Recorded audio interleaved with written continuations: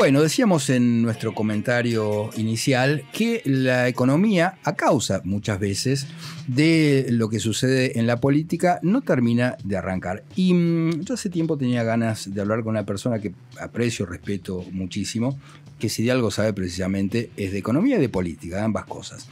Estamos en contacto con el doctor Ricardo López Murphy, que él es diputado nacional por la Ciudad de Buenos Aires. Doctor López Murphy, ¿cómo le va? Bien, muy bien. ¿Cómo anda, Federico? Bien, bien, muy bien. Bueno, ¿y arranca o no arranca esto? Yo diría que estamos en una situación tocando piso y seguramente habrá alguna recuperación, a mi entender, muy suave, que no le va a permitir durante el segundo semestre recuperar el segundo semestre del año pasado.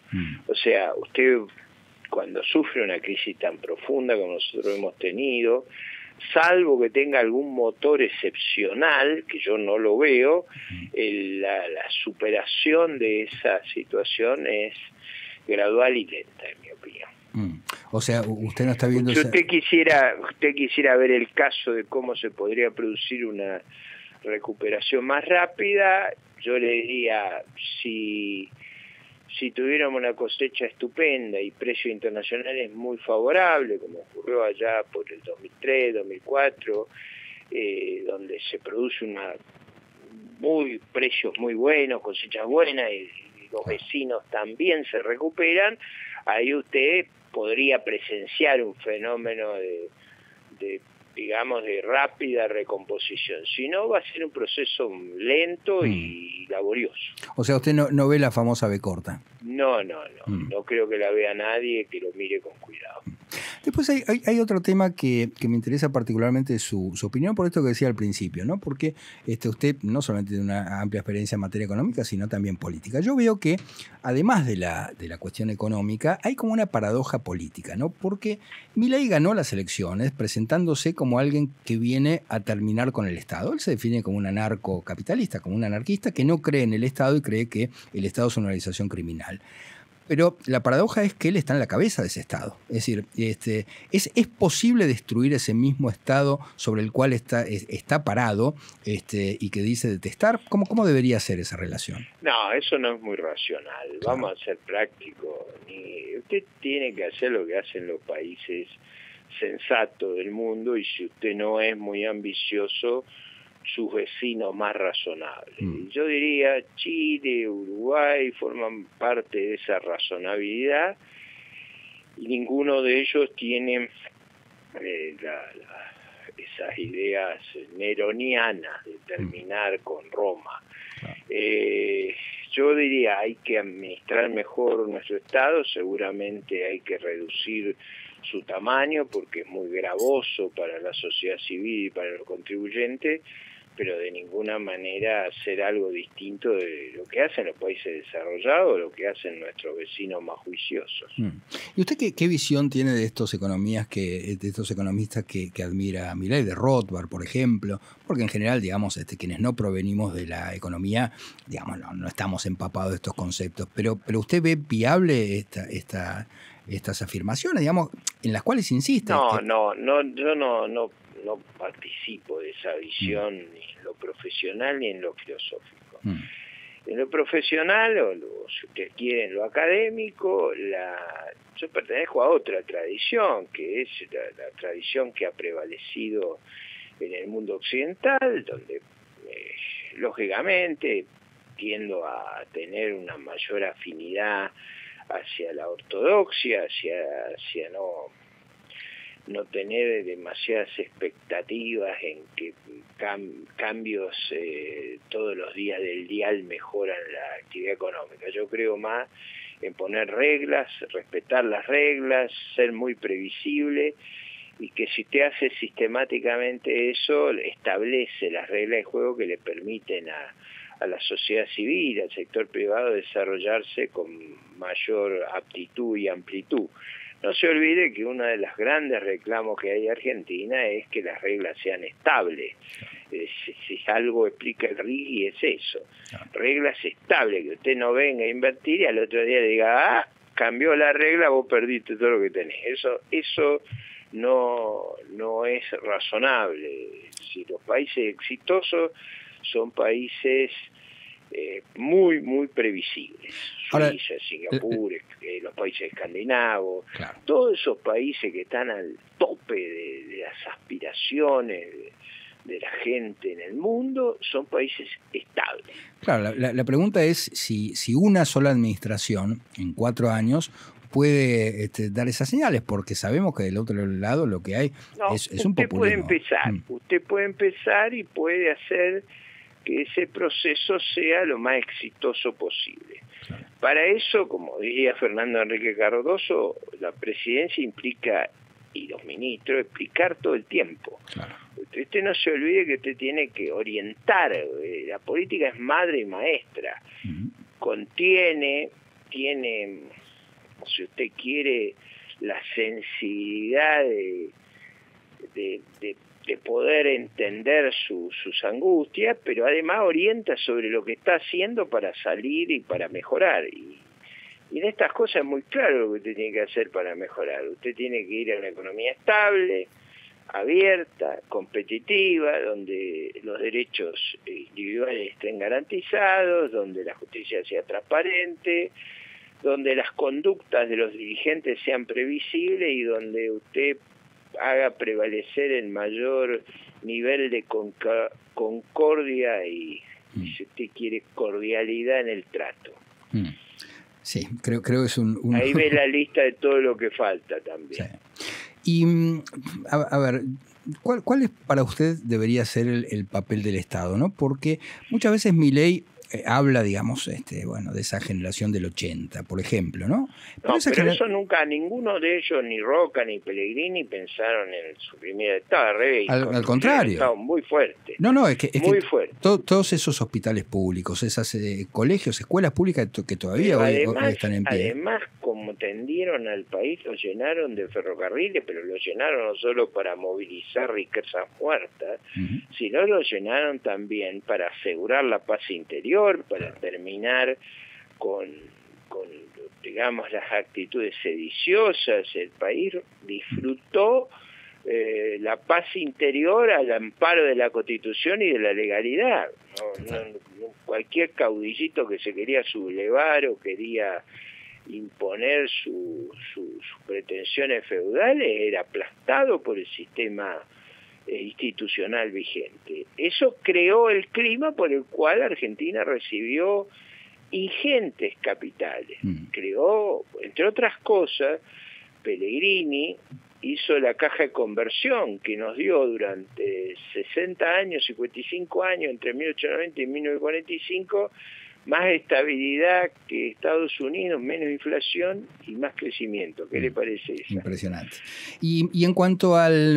Ahora digo, sí, cuando uno tiene que pensar el estado actual, yo diría, básicamente usted tiene que asegurar lo que son los bienes públicos, porque la defensa, la seguridad, la justicia, la promoción del capital humano y, si usted quiere y me lleva a mi punto más avanzado, la cohesión social.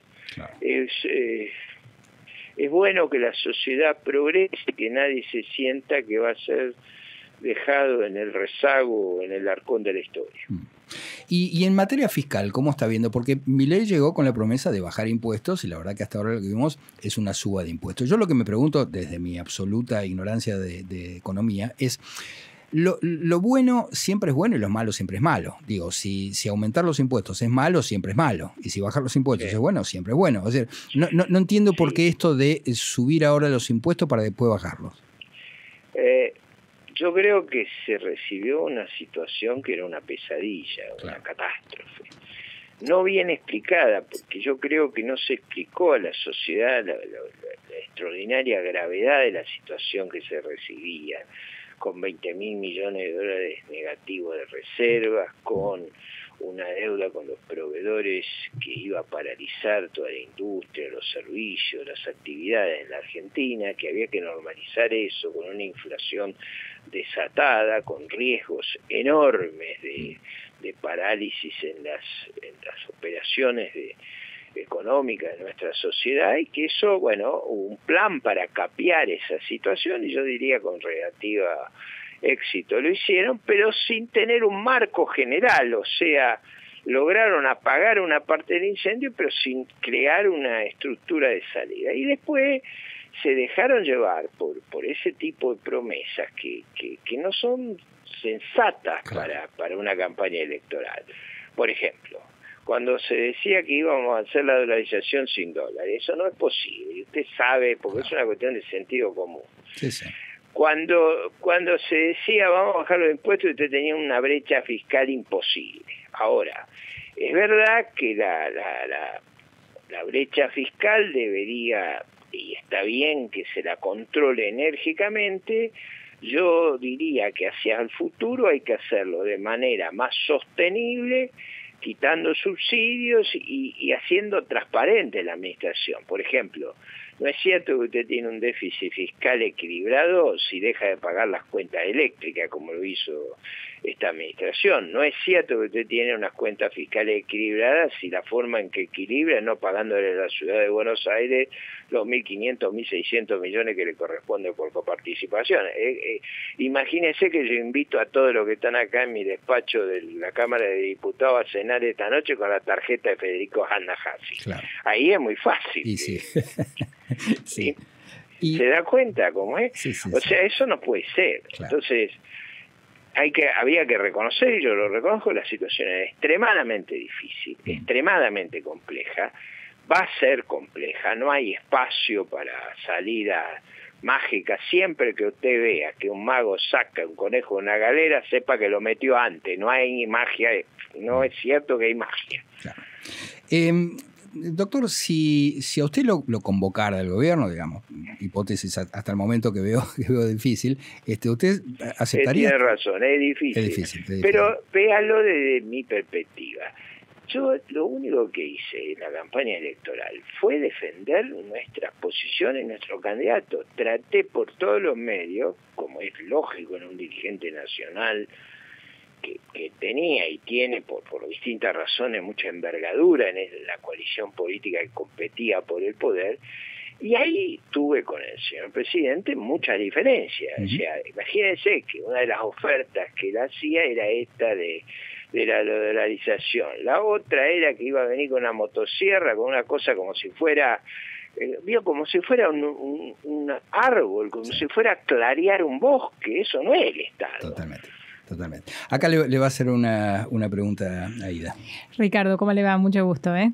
Bien, ¿cómo está usted? Bien, quería preguntarle, el gobierno está hablando de un cierto objetivo en esto de esta multiplicidad, de esta libre competencia de monedas a la que aspiran. Y le quiero preguntar si usted ve posible en esa competencia de monedas, en esa canasta de monedas, incluir, por ejemplo, Bitcoin. ¿Cómo lo ve?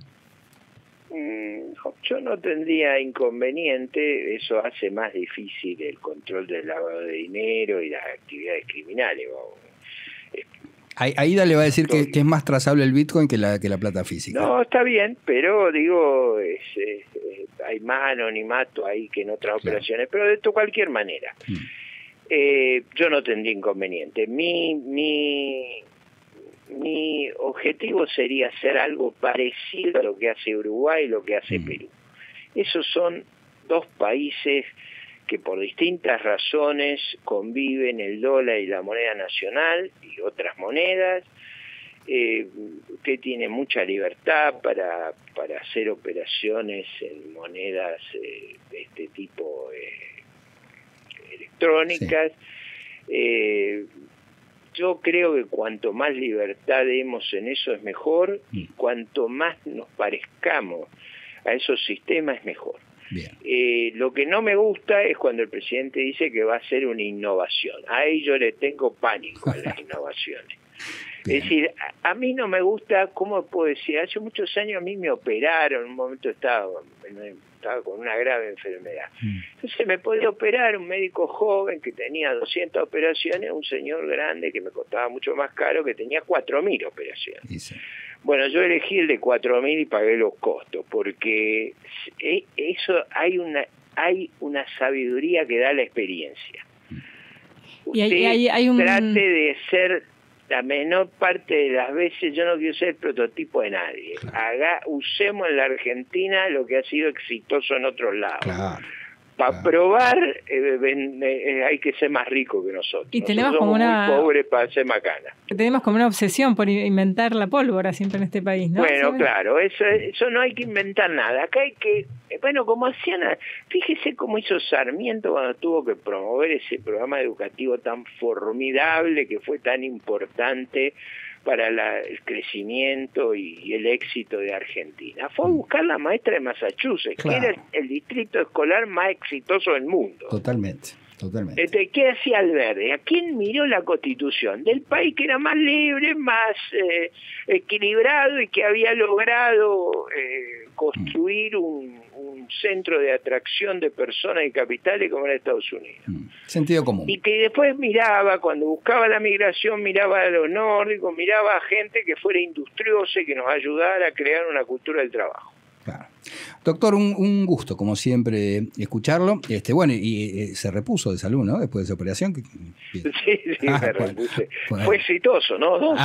Bueno. Con el correr de los años, yo recuerdo que el cardiólogo me sugirió ir por una persona experimentada, porque dice, cuando abran nadie sabe lo que van a encontrar, mejor que el que abra haya tenido muchas experiencias. Bien. Y creo que tenía razón. Así que fíjese que en la medicina se aplican los mismos criterios. Totalmente. Los médicos siempre a mí me recomiendan lo mismo que yo recomiendo en economía. Sí. No fume, no tome, haga ejercicio, sea cuidadoso en la forma de manejar. Usted sabe que yo volví a nadar después de mucho tiempo, después de escucharlo a usted, era un gran nadador y durante mucho tiempo no hice nada, y después de escucharlo a usted dije, voy a empezar de nuevo. Así que, bueno, esperemos bien que le hace. lo bien que hace, así que esperemos. Yo creo que usted sabe que eso hace muy bien, y cuando usted llega a cierta edad como la mía, tiene una gran ventaja, además de limpiarle la cabeza y mantener el buen estado físico,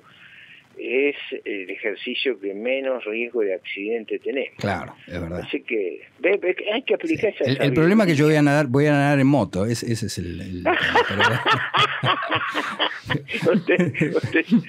había una época que Roberto Kachanowski decía que había que elegir funcionarios de determinada edad. Claro. Que ya hubieran pasado por muchas experiencias. Tienes razón.